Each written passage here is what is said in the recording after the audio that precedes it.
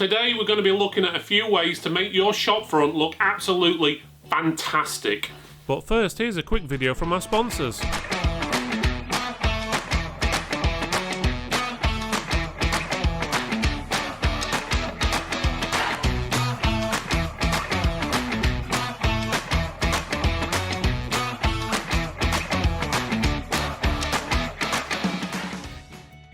Hi, I'm Phil from Tech for Techs. Why should you trust my advice over some of the other YouTube presenters out there? Well, I've got a real business. I own a business, and without getting too big-headed, I've won plenty of awards locally and nationally for my business. So that is why you should trust me over some of the YouTube presenters out there who have never owned a business in their life. All they're doing is rehearsing the same written stuff, what's on Google, you can do a Google search for, and they're just repeating it and just reading it out basically. So my advice is from the front line. Don't forget to like and subscribe this channel. Obviously subscribing, it helps support obviously what we're doing, and it allows us to release more and more videos. So the more subscribers we've got, the more content and the more advice I can give you every week. So go click that subscribe button down at the bottom right hand corner, and if you can, click the bell next to it as well. That bell will basically notify you every time we release a new video. Signage, that's the thing across the top of your store, which usually got your business name on and what you do. It may have stuff down the side of your door or potentially on A-boards and stuff like that. But in basics, your signage needs to say who you are and what you do, but more so what you do than who you are. For example, let's say your business is called Bill and Bob's Limited. So on your signage it says Bill and Bob's Limited. It doesn't tell the customer anywhere, or should I say potential customer anywhere, what you actually do. So that means they could basically just walk straight past and go, Bill and Bob's means nothing to me, walk straight past and go somewhere else. But if it says Bill and Bob's Bakery, or Bill and Bob's Computers, Bill and Bob's Tailors, or whatever, they're going to see the actual name and then go, oh, they're a tailor or a bakery and so forth. So you need to be clear with your signage what you actually do, and some successful stores actually have the name actually quite small because it's more relevant to actually put what they do than what their name is. And especially with small stores, a lot of people won't remember the name of the store, they'll just know where it is and then go to it. They don't always remember it's called Bill and Bob's or Tailor's or whoever's store.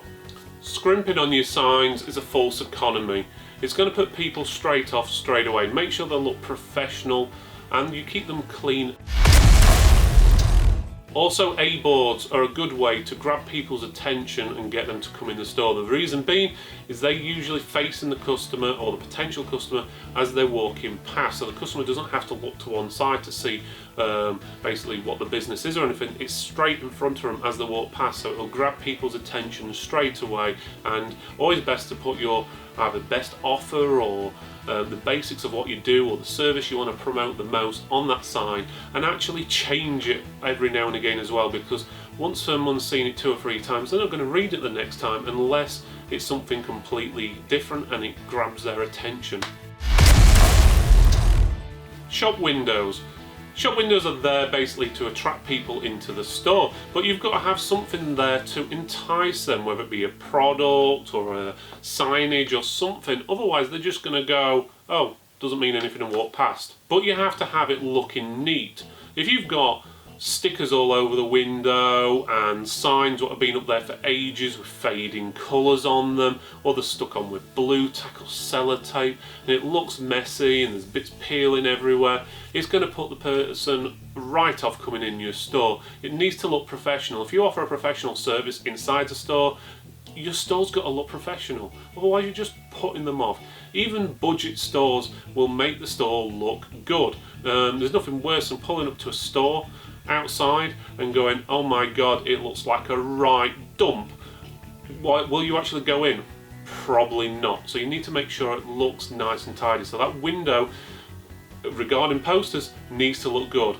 Now regarding products, what you've got on display, you need to have relevant stuff what's going to grab people's attention and stuff what people are actually going to be interested in. There's no point putting a brown box in the window with some model number in and expect people to know what it is. They need to be able to see what it is. So if you're a bakery, get some of your cakes and stuff in the window, but don't have the same cakes there every week. Swap them around with something else. If you're a tailor, show off some of your brightly coloured shirts and different bits and bobs, so you're going to get people interested.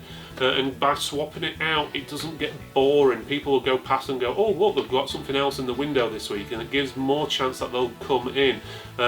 If they see the same stuff every week, they're just going to start ignoring you. You're just going to blend into the background, and that is the last thing you need. Posters can be an effective way of grabbing potential customers' attention. They're also a good way to brighten up your store, but be wary of overdoing it. Make sure any posters and notices are large, clear, well worded, up to date and relevant. They'll create an impression of your business. Make sure it's the correct impression. Something that's took 5 minutes to design and you've printed out on your 20-year-old printer isn't going to cut it. You need to make sure it looks nice, big, vibrant and colourful so everyone can see it. So if you're not very good with artwork and stuff, get someone local to do it. There's bound to be someone who does signage near you. If not, you can go on to places like Fiverr.com where you can actually get them to design posters for you, and they can cost as little as a fiver. But you can also then get them printed out, and again, if you haven't got a decent printer, what is a large form factor, so it can do A1, A0 or whatever, you need to get them professionally done, again locally, or a place what I tend to use quite often is called bigartandbanners.com. That's in the UK, and they're pretty good as well, and it can cost around about £10 to get a large poster made up. Obviously it works out, the more you do, the cheaper it works out per poster. Every poster needs to have a purpose, and you should be able to measure its success. If your poster isn't achieving what it should be, remove it. You could move it to a different location in your store to try another location, because different locations in your store or outside your store can get more attention. But generally you only want to be showing stuff that what basically people are interested in. So if they're not interested in it, they're not going to buy it. And if they're not taking advantage of the offer or whatever it is on that poster, you need to change it for something that will work for that customer or for those customers. Also, don't have too many posters and signs up. It can easily look cluttered and look untidy. Paintwork and cleanliness. It sounds obvious, but make sure your paintwork looks fresh and it's not peeling and it looks like someone doesn't care. You need to make sure that paintwork looks really good on the front of your store. Otherwise, if it's peeling, it looks like it's been neglected, which means that the business looks neglected. So every year, try and repaint the areas which do actually start to peel, sand them down, do whatever it is what needs doing. The same goes for weeds outside the store. If it gets to winter or whatever time of the year it is where you start getting weeds appearing and stuff like that, you need to pull them out or do something to get rid of them. Also, make sure things look clean. Obviously a window's got fingerprints all over it, dirt over it, spider webs. Needs to be cleaned. Otherwise, again, that looks like you're neglecting that, so it looks like you're going to neglect the services or the products you're going to offer your customer. Also, make sure the door is clean. It's a common thing. People grab hold of the door handle or the push plate on the door, and it can be really dirty. And even simple things like light switches, if you've got them in your store where customers can see them, they can easily get dirty. Make sure they're nice and clean.